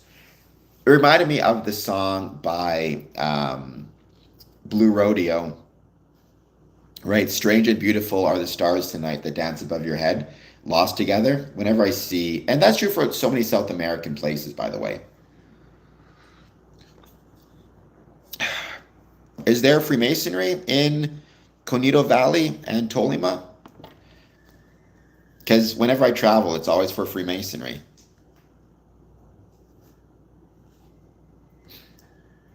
The movie called The Matrix is fantastic to watch. Zero doubt, zero question. I would agree with that 100%.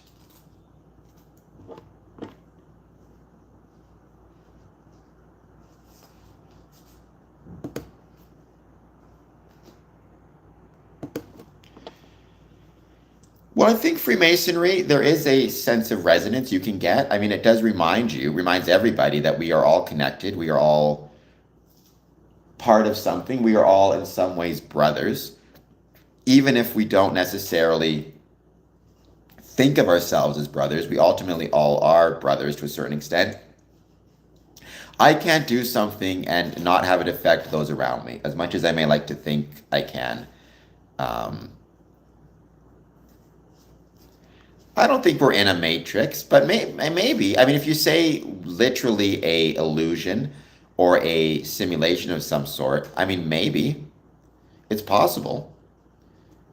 But even if that was the case, to me, what difference would it make? Whether this is an illusion or not, ultimately, it still, hurts me. It still hurts my head to bash it against a wall.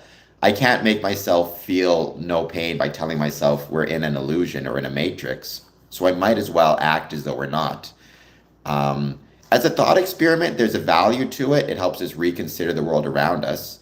And I think there's always a value in that. And even imagining, like, could we escape the matrix may allow us to develop some interesting technological ideas. But I think ultimately that's not, we have to remember and keep in mind that whether it's a simulation or not, we're here, we feel pain, we feel joy, and we have a responsibility to at least try our best to make it good for everybody.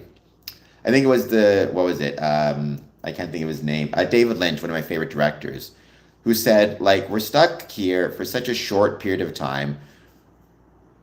Why would we want to spend any of it making the lives of others worse? Which seems to make sense.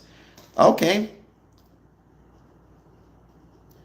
Yeah, and I mean, Brother Michael Moore makes a very good point as well. Not like, there's different levels of relationships, there's different types of relationships. Um, Somebody I've known for 30 years but never joined Freemasonry is probably going to be closer to me emotionally than someone who is a Freemason that I've never met before. However, all things being equal, somebody I've never met before and somebody I've never met before who's a Freemason, I will feel immediately closer to the Freemason and would probably be more willing and likely to, for example, take them out for dinner or something because we have that connection and that shared experience. Hello from London. I was in London last year. I loved it. It was beautiful. London is a great, great city. UK is I mean, England's a great country. UK is a great country. I loved being there very much. So hopefully I'll get back there sooner rather than later. I'm trying to get my citizenship for the UK, but I'm just trying to get a couple of what's the word? A couple of sponsors, I think, is the term.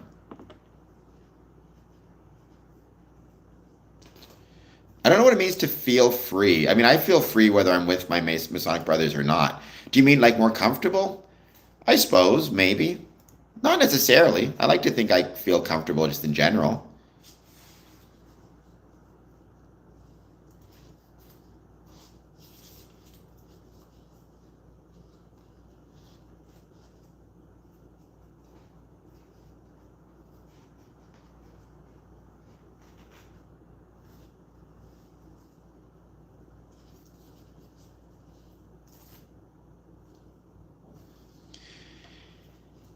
Yeah, that's a good way to look at it as well, as Brother Michael Moore says. I mean, I would certainly want to be there for my brothers as much as I could, but also for friends, for family, and, in some ways, I suppose, for strangers. I mean, I'd like to think, for example, if I was on the Titanic back in the day and there was there was one seat left on the lifeboat and it was me or somebody else, I'd like to think I would kindly offer the seat to somebody else and just go down with the ship.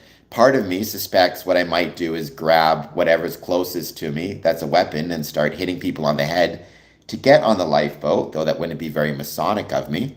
But my hope would be I would do the honorable and good thing to anybody, Mason, non-Mason, friend, non-friend.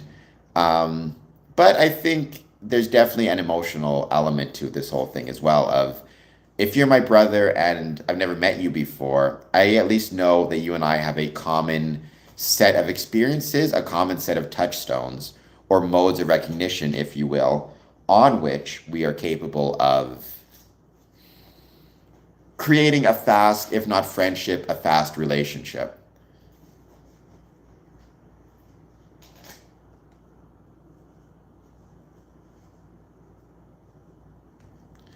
Hopefully, I think if anything will last forever, it's value. I mean, or values. I mean, even stone, on which the foundation is what Freemasonry rests on, is stone. Stone doesn't last forever. It may last millions of years, it may last billions of years, but sooner or later it will also disintegrate or, fall away. But value, the value remains. It's a Bob Ross quote I really like. The value remains.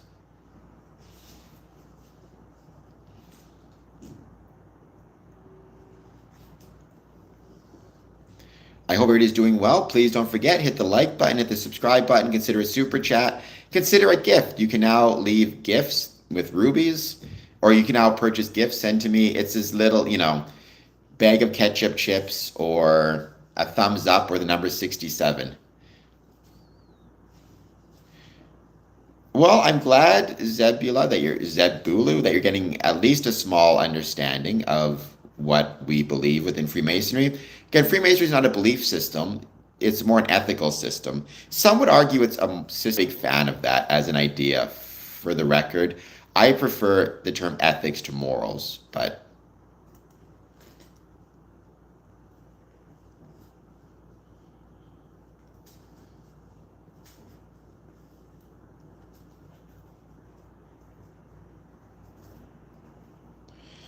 I wouldn't want to answer to my creator that I didn't do everything I could to live up to the values I preach. Absolutely. That's a really good way to look at it, Brother Michael Moore. We're all, at the end of the day, sooner or later, going to have to look ourselves in the mirror before we go on to whatever comes next. I guess we'll all find out. And I'd like to think that, again, when I'm making that journey from now to whatever is next, I can say the same thing. Um,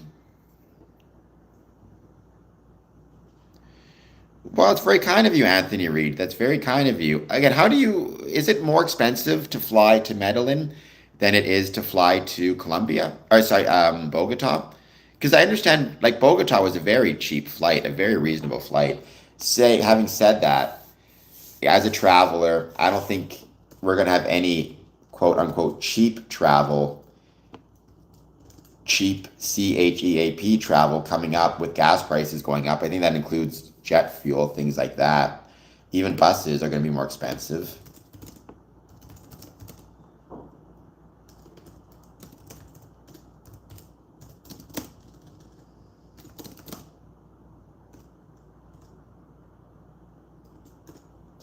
Like, I'm just curious now, because I flew from Chicago to Bogota because there was crazy cheap flights at the time. Well, it still looks like they're holding pretty firm right now.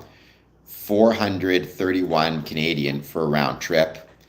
Um, I think semantics are important, Michael Moore. I think semantics matter a lot.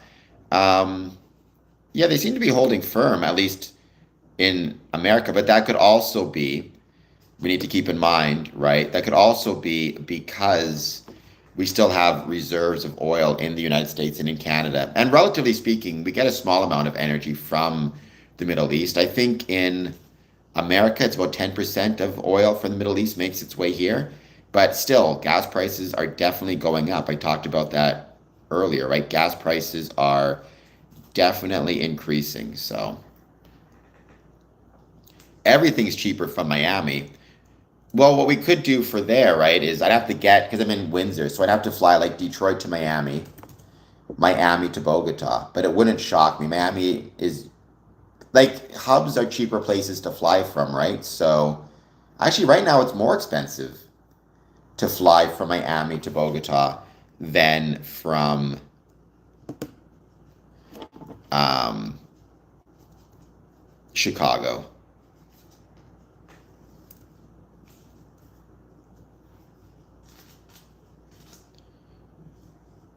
Or is it? Let me see. Am I getting the right spot? What's the airport in Miami called? Here it is. Yeah, it's still more expensive. I've been to Orlando a few times. This is a little bit piece of Masonic advice for the travelers amongst us. If you find yourself traveling, and you happen to have, especially let's say it's domestically, and you happen to have a significant layover in a, let's say 5, 6, 7 hours, you have a layover, or if you can book your flights in such a way that you have a significant layover, which can be beneficial in terms of giving you more time to, cheaper. Try to figure out if there's any Masonic lodges close by or near the airports where you're having the layover, right? Don't waste the few hours you have. There could very likely be a Masonic event happening, a Masonic lodge giving tours, or just a Masonic building you can visit, take a picture of. Like, don't waste your opportunity. Never waste an opportunity to visit, to travel, to learn more about where you're going. So that would be my advice for whatever it's worth. And because Spirit, for example, their hub is Orlando, they tend to have a lot of flights that have pretty significant layovers there. Like I'm talking, I once had a 12-hour layover in Orlando. So it's absolutely possible to book flights with layovers in mind and then take a few moments, take a few hours to visit some of these lodges. I've done that even in Chicago. I had a layover between my flight arriving and my bus departing, and I spent most of it in a Masonic lodge in Glenview, Illinois. One of my favorite places in the world to visit. If you know me, you know it's a place I love. So, well, I wish you best of luck on your on your move back to the US. I don't know. I've said it before. I think Chicago is the greatest city in the world, but you have to go where you want to go, where you think is best for you. So,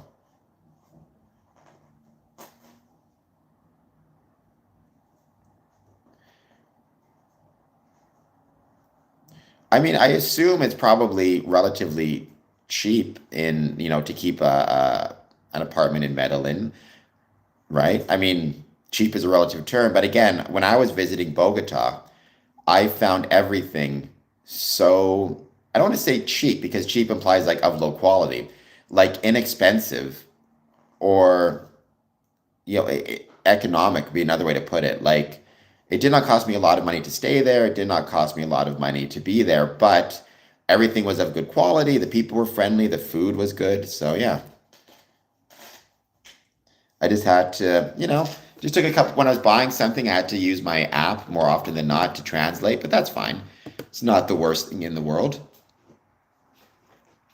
We got a Michigan brother here, but I've never been to the UP and I live in Windsor, so I live so close to it. I would love to visit the UP. I hear it's beautiful. Cottage country, right? I love cottages. I love cottage country. I like small towns. I'm not a guy who likes big cities. I'm not a guy who likes nature per se. I'm a guy who likes small towns surrounded by nature, if that makes any sense. So, like Kenora, Ontario, would be a good example of that. Or I like suburbs where there's a significant amount of parks and green spaces.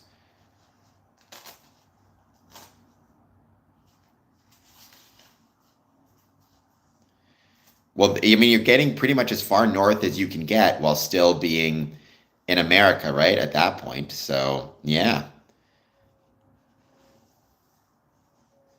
Never visited Connecticut. I would love to, though. I mean, New England, again, from a Masonic travel perspective, New England is absolutely a great place to visit because um, it is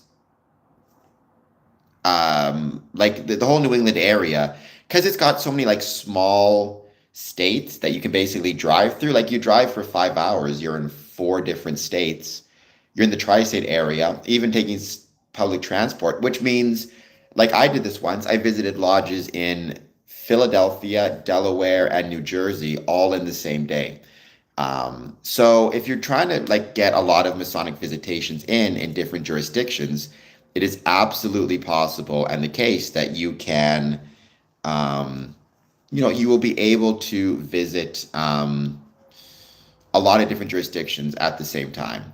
Uh, so I would suggest, I mean, Texas, don't get me wrong, Texas, the West is beautiful as well. But in those cases, you're not doing a Texas masonry followed by Louisiana masonry followed by Mississippi masonry all in one day, unless you have a very fast car or a lot of money to spend on gas. Um, nice. When I went to Atlanta, Georgia, it was one time, it was a long time ago, and I wasn't a Mason at the time, so I couldn't visit them. I couldn't visit any lodges there, but if I ever make it back, I will be, that's for sure.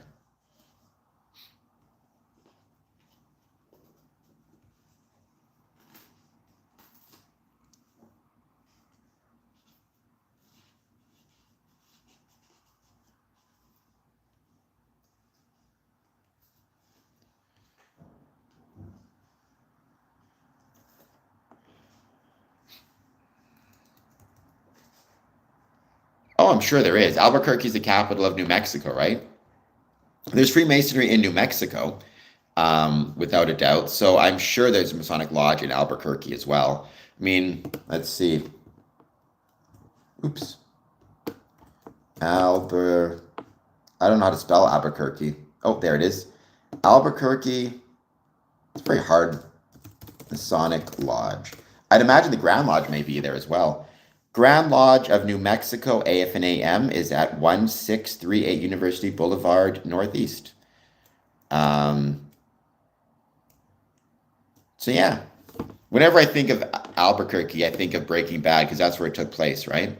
So, all right, guys, we'll be ending this stream, but keep following me over the weekend for social media posts. And I'm probably going to be on my personal YouTube channel this weekend as well. So check that out also. All right, guys, thank you so much. Have a great day. Bye for now. I will read that book, Anthony Reed. I will read that book. I promise. I hope you'll send me a copy, in fact.